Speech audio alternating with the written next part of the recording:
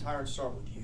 Season high points for you. You really got going out of the gate. You had 13 and a half. You had the buzzer beater. What was different about tonight? Just going in tonight, I've been pretty good in practice, been able to get more of a rhythm. So I think that's the main thing. Just practice. I've been practicing harder, just trying to get my rhythm and effort. Tonight it paid off. Ezra, opposite story for you. You slow in the first half. You get 19 in the second half. What was key for you there down the stretch? I think just staying confident. I got teammates that trusted me to make plays, and just trying to stay confident myself because I know my teammates and my coaches trusted me. So.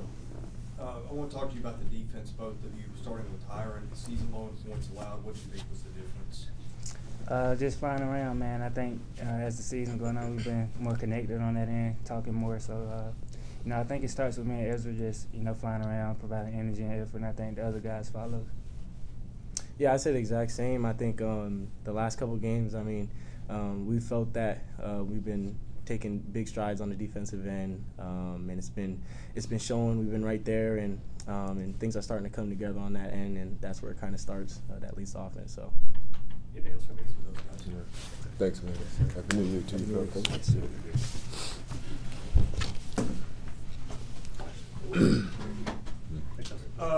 Stack, same thing for you. What was your analysis of Tyrin tonight? I said it started yesterday. Again, I thought it was looking at him. We kind of, we put these little catapults on him, right, and kind of show, how much effort they're giving out even in practice. And he was in the red just today. So I felt like he was going to have a good game today. And it's like, just sometimes he's been having a little bit of, nicks and stuff to where I don't think he's been 100%. And I think he's starting to feel 100% now. But those, it was great effort. It just carried over. Obviously, Ez brings it, every night. But I just thought, again, like we said, the last couple games has been an uptick for us. We've been doing some things, positive things on the defensive end, and the offense has been pretty good too. Obviously, some things that we can clean up, screening better. Adjusting the teams that want to go under Ez a little bit in pick and rolls. And I thought we were setting our screens lower and doing some things like that, and then working on those things the last couple of days, and they paid off today in the game. How much did that injury that Tyrin had to start the season affect him? Maybe I'm asking you to speculate, but you mentioned catapult. I'm sure you can monitor effort. You've got a baseline of what he can do. How big of a factor has that been?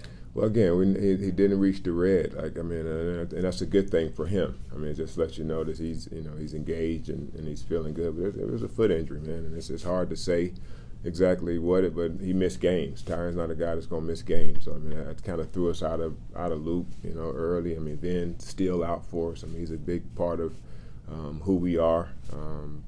We thought we had a nice little, 8-man rotation going into the Memphis game, and then we lose Isaiah. First in practice he's been dealing with some plantar fasciitis, and it actually had a tear, so he's out 2 to 4 weeks. So. It's just been dealing with those type of things. But, again, it's next man up. And thought Jordan Williams stepped in admirably today, did some really good things on the defensive end, made a couple shots for us. Jason is, he's an X factor. There's no doubt about it. But he's still learning, and he's one of those guys that he's a competitor. I get in the foxhole with him every day, every time. But I'm still afraid that he might pull the pin and the grenade and blow us both up sometimes. So it's just like, but he's a really good. Really, he wants to get it. He's going to be good, and we just got to keep bearing with some of their mistakes as they're growing. But he does some good things for us out there on the floor.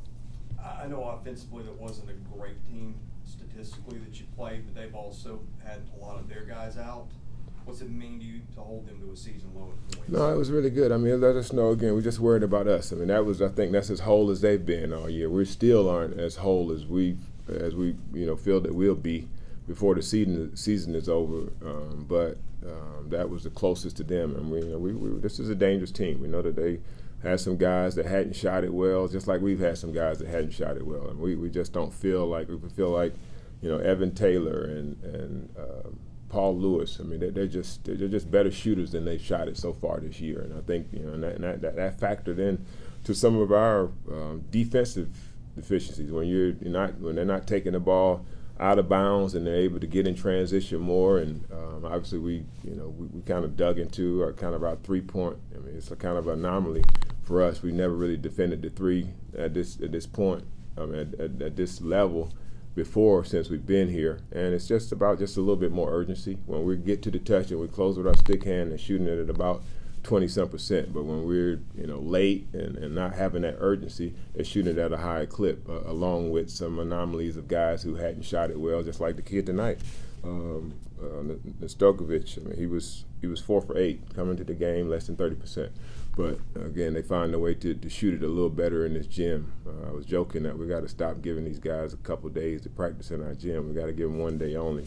But it's the thing that we just got to continue to work on ourselves. We're getting better, we're improving, and it's a good way to end the year. And hopefully, this is an uptick to start some good things, some positive things for the new year.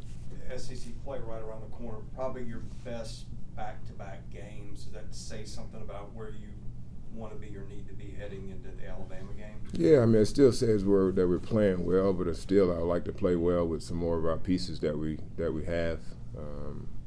Again, it's good to get the experience for the young guys. Carter's, started some games for us, but I do think having Vin in there is just even though he didn't finish the game, he was a huge part of how we started that game. I just think he gives this whole group a lot of confidence because of his skill set, the things that he can do on the post, ability to to space the floor, and as you saw in those games with those 2 blocks where we get a little rim protection. We just don't have that throughout the roster anywhere else. But it's not to say that that's completely on him. We could still stop penetration with our taking charges and having good verticals and things like that. But it's good to have someone down there that can erase a mistake with the shot block, and that's something that he provides for us as well. Apologies if I missed it. When do you think you get he and Isaiah both back? Hopefully, it's on the shorter side with Isaiah. Maybe the 2 to 4 weeks is kind of the window they gave us. So hopefully, it's closer to the 2 weeks than the 4. He's a tough kid, but at the same time, we want him to come back healthy. I think, with Vin, we're hoping that he can, by the time when we start SEC play against Alabama, that he's available. He's been feeling better. Obviously had a little setback in the game, so we wanted to be extra cautious with that one. But I think he's feeling better. He's been saying he was, been feeling good. But these extra days, as many days as we can buy. It's a game that we needed, But I think the smart thing for us was to again give him a little bit more time. And hopefully, we can get the stuff behind him, and because he's a load when he's healthy with the things that he can do for us. All right, Happy New Year.